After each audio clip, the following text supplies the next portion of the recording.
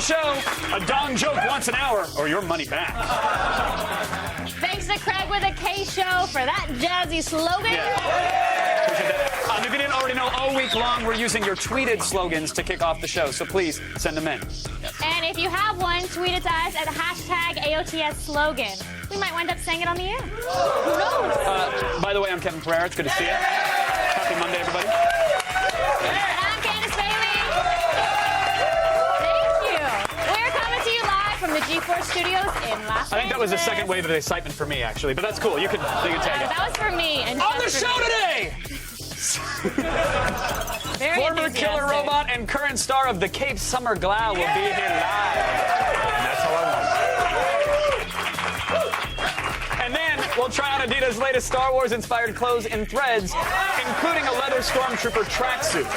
And a pro tip, if you want to keep a white leather jogging outfit clean, you definitely need the Force or some Jedi Scotch Guard. One of the two. Gotta have it. Summer Glow. Plus today...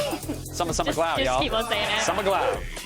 Plus, today's Gadget Prawn is the OnLive Cloud gaming system. Play the latest games in high definition without a pricey high-end PC or a console. Crazy. And Chris Gore and Jeff Wong are your escorts into the dangerous Asian underground. They brave stars, the Yakuza, and human centipedes to bring you the latest in Asian cinema. Ooh, it's winter outside, but it's summer in here. I got them all day for her. All day. She's gonna slap me. Time now to snake the internet's tubes. We're going around the net. Careful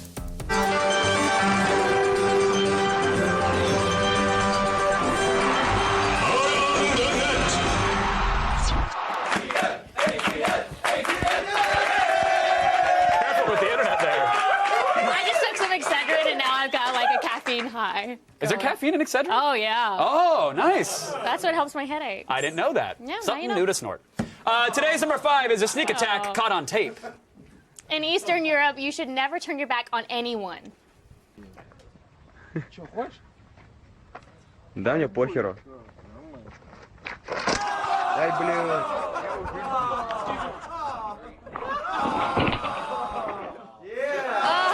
That's just sad. Just sad. You gotta be pretty lame to miss a kick on someone who has no idea you're kicking him in the first place. And then who later has no idea why you're writhing on the ground in pain behind them. Exactly. Hey, bro, what's up? Oh, all right. Uh-oh. Okay. It's good spot. In at number 4 today, a shocking report from the most trusted name in creative fake news, the Onion News Network. Yes. Fake news. Candace. I got that, Kevin. Seems Thank you. Seems that the criminal justice system gonna get it later. is trying to... Yeah. What do you got? You will get it. You're going to take the break. Lord's name During in the vain break. around me? What are you going to do? I would never. Exactly. You hit me with wheat bread today. That was your big comeback.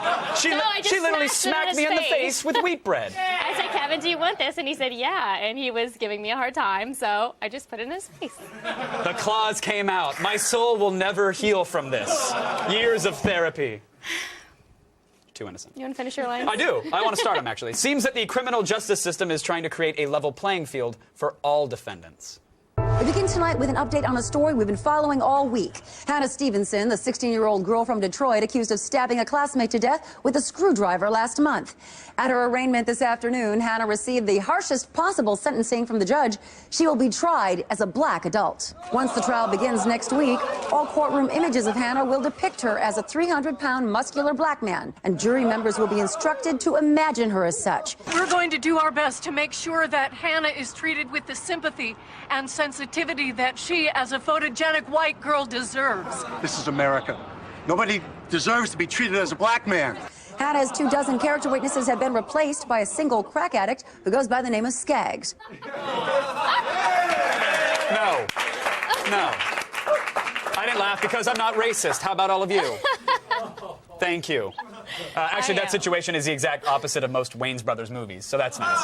Yeah. And I think we would all rather face a horribly unfair court system than have to see another Wayans movie. I agree. Punishment. It's safe to laugh about that in the studio. Have you seen our crowd? We're very diverse, incredibly diverse group of dudes behind the scenes, so we can all just chuckle at that. And at number 3 today, do you ever wonder where babies come from? Oh, we have the answer. Oh. Ooh, piece of candy. Ooh, piece of candy. Ooh, piece of candy. Who?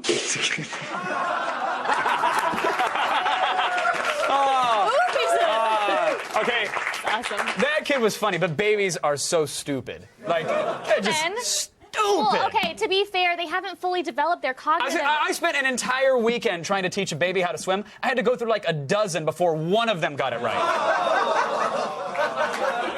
Figure it out! Oh, my God.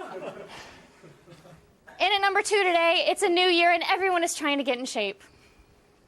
Just be careful how much you immerse yourself in your Wii Fit workout.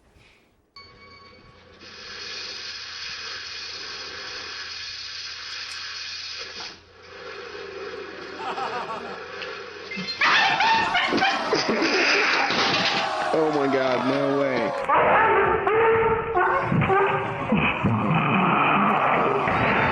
Go to G4TV.com. Always fresh, always new, always plugged in. This time on Cheat, we're going back to our roots and playing the classics that started the gaming revolution. We'll take a new school look at old school games like Zelda, Metroid, Super Mario, and more. Trust me, you don't want to miss it.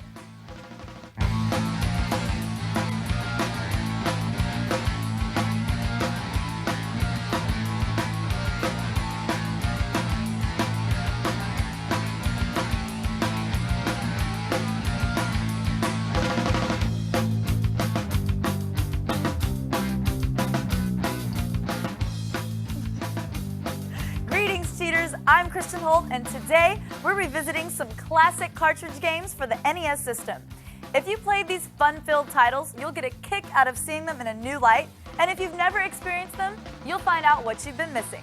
Believe me, even with their clunky 8-bit graphics and simplistic soundtrack, these games were totally rad. They focused on fun rather than rendered cutscenes and hyper-realistic gore. These were also some of the first games to incorporate cheat codes, so they're pretty near and dear to our hearts. So let's begin our journey by warping back in time with Super Mario Brothers.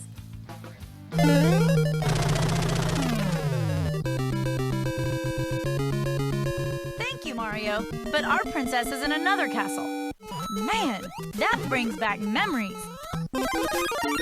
Before 3D graphics, before online capability, our favorite plumber dominated the 8-bit generation with simple yet satisfying gameplay. In the Mushroom Kingdom, warp pipes are the main mode of transportation for our mushroom-eating plumber. But if you're a guy that always sees the glass half empty, go to World 1-2 and break the bricks near the exit, but leave the one to the right alone. Then, if you went to the edge of the pipe and jumped backwards, Mario would do his best David Blaine impersonation. Enter the first pipe on the left, and you'll find yourself in the negative world. Like an episode of The Twilight Zone, you'll be stuck doing the dog paddle over and over until you run out of lives. Another great way to get around the Mushroom Kingdom is doing the Mario Slide. Whenever Mario has flower power, hold down the B button and jump when you come out of a pipe or start a new level. It only lasted for a few seconds, but it was worth it to see Mario shaking what his Mamma Mia gave him. And speaking of flower power, go to any boss level as Big Mario and stand next to the axe. Wait for the fake Bowser to come as close as possible, then time your jump so you hit both Axe and Bowser simultaneously. Done correctly, Mario will flash but remain supersized. After that, every time you eat a mushroom, you'll turn small instead of big. Oh, and you'll also be able to shoot fireballs as small Mario. Sadly, as they say, you can't take it with you, and the effects of the glitch wears off if you die. See that? So simple yet so satisfying. Okay, enough of my yapping. Let's get back to the princess saving. Our next blast from the past takes you to the land of Hyrule, where we'll expose some useful secrets.